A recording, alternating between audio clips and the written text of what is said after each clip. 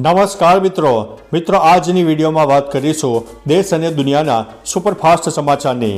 સૌપ્રથમ વાત કરીએ તો ભાવનગરનો પ્લાસ્ટિક ઉદ્યોગ મંદીમાં। ભાવનગર શહેરમાં એક સમયે ધમધમતા પ્લાસ્ટિક ઉદ્યોગને આજે મંદીનું ગ્રહણ લાગ્યું છે। આશરે 25,000 લોકોને પ્રત્યક્ષ કે પરોક્ષ રીતે રોજગારી આપતો ઉદ્યોગ આજે અસ્તિત્વ ટકાવી રાખવા માટે સંઘર્ષ કરવો પડી રહ્યો છે। એક સમય હતો જ્યારે હાથથી વણીને દોરડા બનાવવામાં આવતા હતા। છેલ્લા 50 વર્ષમાં ન જોઈ હોય તેવી મંદી હાલ જોવા મળી રહી છે। પ્લાસ્ટિકના યાન બનાવતા 300 અને કાપડ પાટી દોરી બનાવતા 400 જેટલા કારખાના છે। અન્ય મહત્વના સમાચારની વાત કરીએ તો પ્રવાસી શિક્ષકોને છૂટા કરવાનો આદેશ।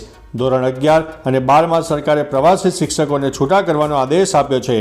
23 જાન્યુઆરીએ કરાર પૂર્ણ થતાં આ નિર્ણય લેવાયો છે। જ્ઞાન સહાયકો ન મળતા સરકારે 6 મહિના માટે પ્રવાસી શિક્ષકો લેવાની મંજૂરી આપી હતી, જે સમય પૂર્ણ થયો છે। શાળાઓમાં કેટલાક વિષયમાં જરૂરિયાત મુજબ જ્ઞાન સહાયકો નથી અને સરકાર પ્રવાસી શિક્ષકોને છૂટા કરશે તો શિક્ષણ કાર્ય કેવી રીતે ચાલશે તેના પર સવાલ છે। 8,000થી વધુ શિક્ષકોની ઘટ અત્યારે ચાલી રહી છે। અન્ય મહત્વના સમાચારની વાત કરીએ તો રાષ્ટ્રપતિ દ્રૌપદી મુર્મુએ ગણતંત્ર દિવસના અતિથિ અને ફ્રાન્સના રાષ્ટ્રપતિ ઇમેન્યુઅલ મેક્રોન માટે ડિનરનું આયોજન કર્યું હતું। આ સમયે મેક્રોને કહ્યું કે ભારત અને ફ્રાન્સ વચ્ચેની મિત્રતા કાયમ રહેશે।